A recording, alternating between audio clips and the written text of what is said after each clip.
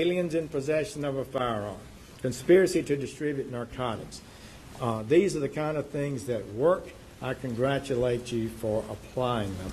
And it's precisely how we will have to work to dismantle and defeat MS13.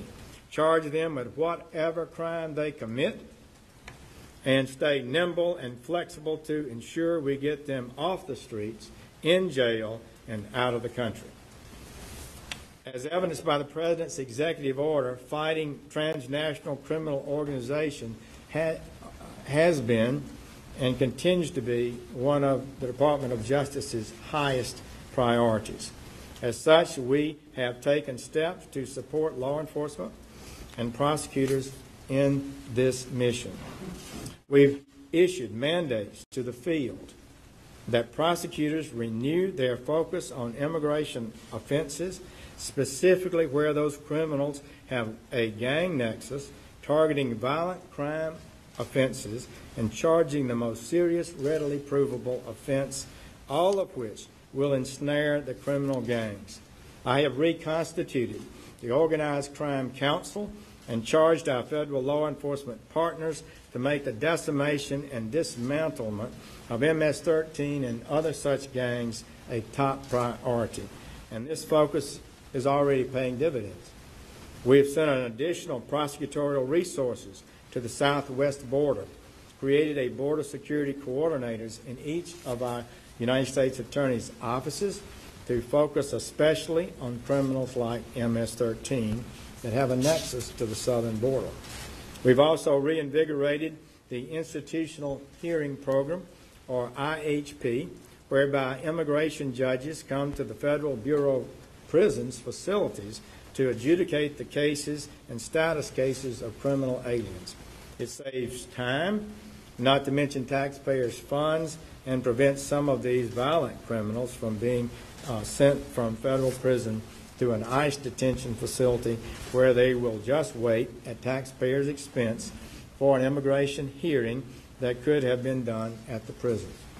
Finally, we have shifted things around in order to surge an additional 300 AUSAs to the field to specifically focus on violent crime and immigration, which will, of course, involve MS13. That's not too easy to do. We've got a cut in our budget, actually an actual 2% reduction in our budget, but we think there's some money and priorities, and the money we have and the priorities we have are primarily in the field, where work is getting done every day. We're going to make some tough choices, try to be fair and judicious about it, but we will move our new attorneys to the places that we believe will have the greatest impact. With Rod Rosenstein, our deputy, he's in charge of that. He's supposed to manage all of that. And I will just warn you, he went to Wharton School of Business. He knows how to count Boston beans, and we're going to be looking at the numbers to make sure that we're getting the maximum production where they're needed the most as we go forward. But that's not the end. These are some great steps, but I'm pleased to announce that we'll be taking further action. We're now working with the Department of Homeland Security and Health and Human Services to examine the unaccompanied minor issue and the exploitation of that problem by gang members who come to this country as wolves in sheep clothing. In fact, the gang uses this program as a means to recruit members.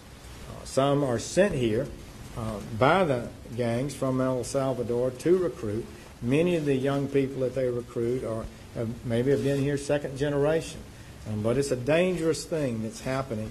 We cannot allow young people to be taken into this life of crime.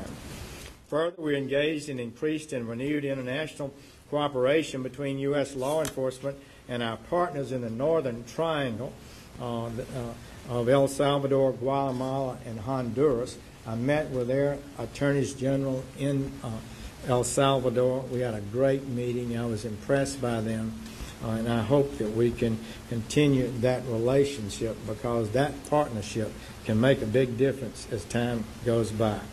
And so this has already resulted in more gang apprehensions And in fact, while in El Salvador, the Attorney General announced the charges and arrest of some 700 gang members. Really impressed their aggressiveness. They know this is a threat to their country, with a substantial percentage of the small businesses and mid-sized businesses in El Salvador, out of fear, pay extortion payments to MS13 gangs. So let me be clear about something.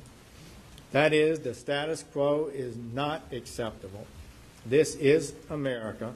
We will not allow the likes of MS13 or any gang to prey upon our communities, to decapitate individuals with machetes, baseball bats, or chains, or to turn places like Boston, Washington, D.C., Long Island, New York, Maryland, Virginia into war zones.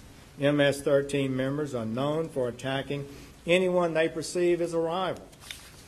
All law-abiding individuals must be free in this country to walk down any street in any community without fear of being hacked by a machete or because they don't don the white and blue of Mara. As I've said before, these gang members might be targeting our youth, but we have a message for them. We will find you. We will devastate your networks.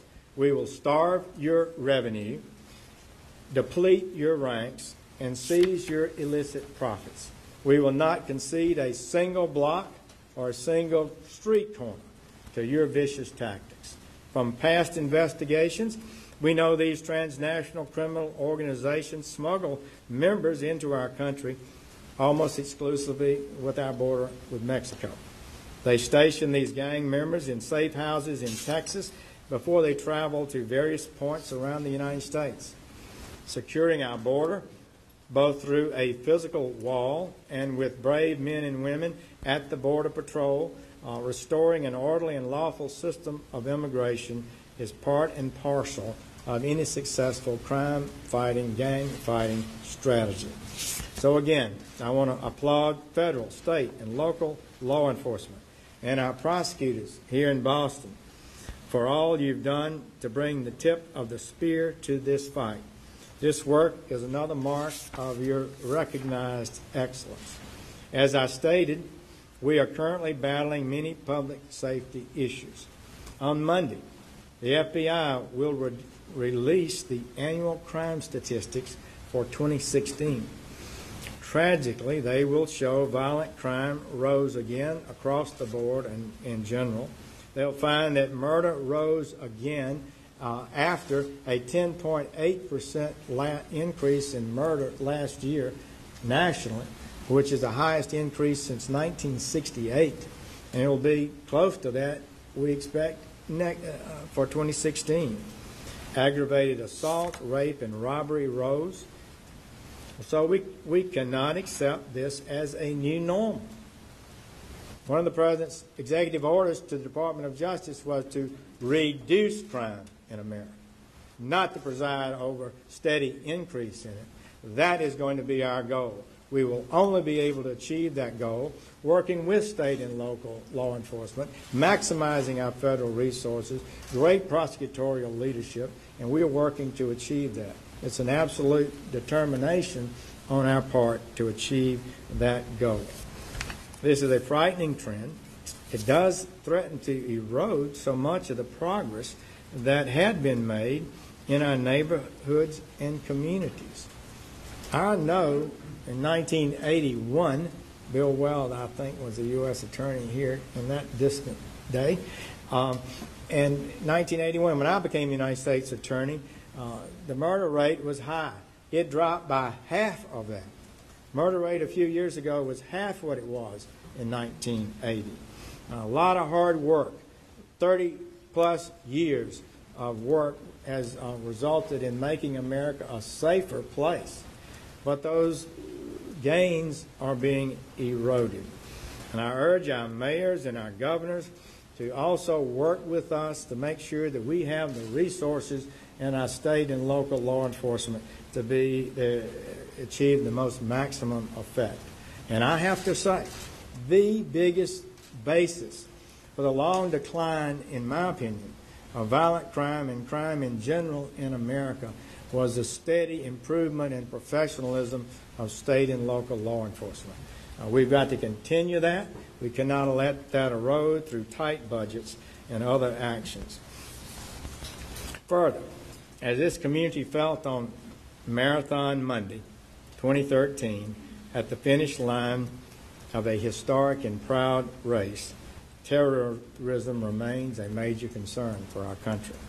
Once again, law enforcement and prosecutors, including your acting United States Attorney, rose to the occasion, stayed faithful to our mission by bringing those responsible to justice. So well done, Bill, and thank you for that, and all of you here. Weekly, I meet 3 times a week with the FBI. We have terrorism cases coming up at least once a week. It surprises me how effective we've been in identifying dangerous individuals before they commit crimes. I don't know how we can continue to be so successful. Every day, those of you who work these cases know something terrible could happen. And but I am so impressed with the dedication that our people are showing and the success we've had so far. As we've seen most recently with our brethren in the United Kingdom, whether it's a bomb on mass transit, a vehicle used as a deadly weapon, or a hijacked airliner, we must always be ready to use every lawful tool in our arsenal to disrupt a plot before it comes to fruition. Further, this area, along with the rest of New England, is in the midst of an opioid epidemic. These toxic substances are stealing our brothers, sisters, cousins, and moms and dads. I've traveled to New Hampshire, Mike, when I saw him over here, with DEA, and yeah, there you are, Mike, and seen. DEA hosted an event in New Hampshire. They had about 8,000 high school students in a hockey arena. I guess it was a hockey arena. Why else would you have an arena? And 50 mothers stood before those kids and held up pictures of their child who had died of a drug overdose. That was such a moving and powerful event. And it had touched me, and we continue to see the numbers get worse on a national basis. So that left an impression on me, an indelible impression. I'll never forget the pain that you could see in those mothers' eyes as we talked. Overdose deaths in 2015 were 52,000, 1,000 per week in this country, and it really hasn't reached the West Coast like it has east of the Mississippi. And in 2016, the numbers are just in. 64,000 deaths from drug overdose in this country in 2016.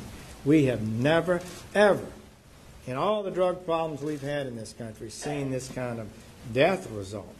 And I think it's a challenge to all of us. We've got to do better.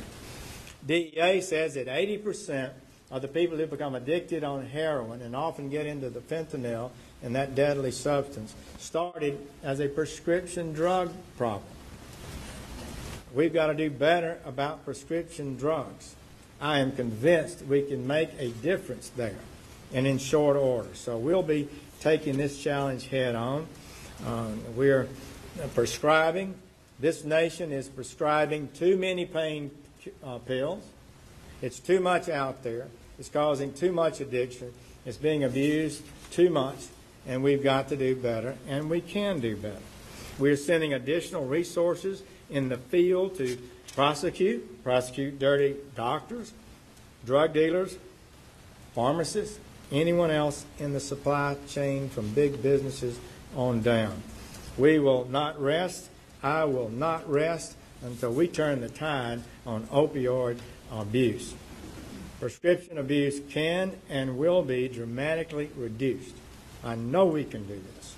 We're calling on every United States attorney and every agent So look for those cases. Let's bring lots of them. Let's make clear you cannot get away with this.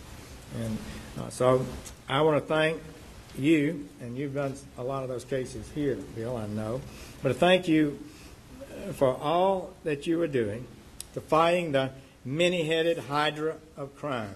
There's no one problem. There's a lot of problems. Using the force multiplier of federal, state, and local collaboration, we can and will protect our communities, uphold the rule of law, and make our nation safe. Going back to our country's founding, Bostonians have always been known as tough and indomitable people, unwilling to accept affronts to their freedom and safety. I know that determination will serve you and all of us well in our current battles against our foes.